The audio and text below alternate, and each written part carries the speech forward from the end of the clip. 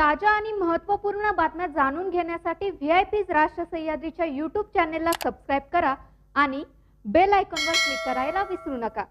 अहमदनगर जिल्ह्यातील प्रसिद्ध देवस्थान असलेले श्री क्षेत्र देवगड या ठिकाणी दत्ताचे मोठे मंदिर आहे। दत्त जयंतीला या ठिकाणी मोठा यात्रोत्सव साजरा करण्यात येतो, परंतु यंदाच्या वर्षी कोरोना विषाणूच्या पार्श्वभूमीवर मोजक्याच भाविकांच्या उपस्थितीमध्ये केवळ धार्मिक विधी करत दत्त जयंती उत्सव साजरा करण्यात येणार आहे। नेवासा तालुक्यातील श्री क्षेत्र देवगड येथे दत्त जयंती निमित्ताने सामाजिक अंतराचे पालन करत मोजक्याच 10 भाविकांच्या उपस्थितीत अखंड हरिनाम सप्ताह आणि ज्ञानेश्वरी पारायण सोहळ्यास नुकताच प्रारंभ झाला असून यात्रा रद्द असल्याने कोणत्याही व्यावसायिकांनी येथे दुकाने आणण्याचा प्रयत्न करू नये असे आवाहन श्री गुरुदेव दत्तपीठाचे प्रमुख गुरुवर्य भास्कर गिरीजी महाराज यांनी केले आहे।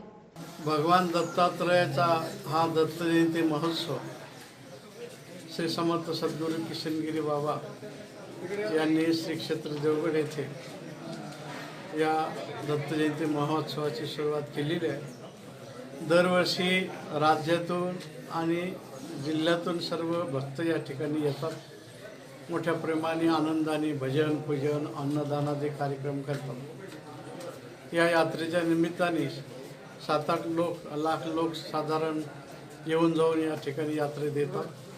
परंतु यावर्षी कोरोनाचा हा संपूर्ण जगभर फार मोठं संकट हे उभं राहिलेलं सर्वांच्या समोर। त्या निमित्ताने शासन आणि देवस्थान प्रशासन या सर्वांच्या विचाराने यावर्षी यात्रा स्थगित केलेली आहे। तेव्हा सर्व व्यापारी बांधवांना आमची विनम्र प्रार्थना आहे की यात्रेच्या निमित्ताने कोणी कुठल्याही प्रकारचे दुकान या ठिकाणी आणू नये। खेळणीचं नाही, पान सुपारीचं नाही, कुठल्याच प्रकारचं नाही, लहानही नाही मोठेही नाही। फक्त दर्शनाला येऊन आपण हात जोडून निघून जायचं। कुठल्याही प्रकारचा व्यवसाय या ठिकाणी करू दिला जाणार नाही याची सर्व व्यावसायिकांनी काळजी घ्यायची आहे।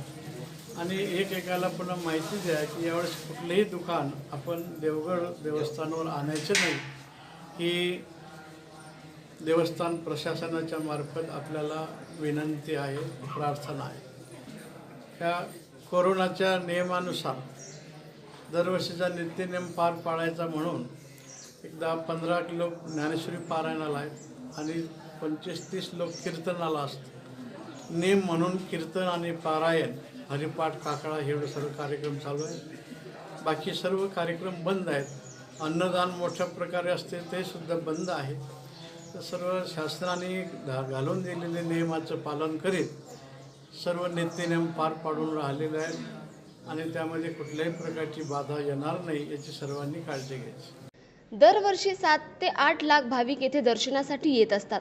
मात्र यंदा कोरोनाचे संकट असल्याने शासन आणि प्रशासन यांनी घालून दिलेल्या नियमांचे पालन करत साध्या पद्धतीने दत्त जयंती उत्सव साजरा करण्याचा निर्णय श्री दत्त मंदिर देवस्थानने घेतला असून नेहमी होणारे अन्नदान कार्यक्रमही रद्द करण्यात आले आहे। तसेच भक्तांनी दर्शनासाठी गर्दी करू नये असे आवाहन दत्त मंदिर ट्रस्ट देवगड यांच्या वतीने करण्यात आले। व्हीआयपीज राष्ट्र सह्याद्रीसाठी प्रतिनिधी सुधीर चव्हाण, नेवासा।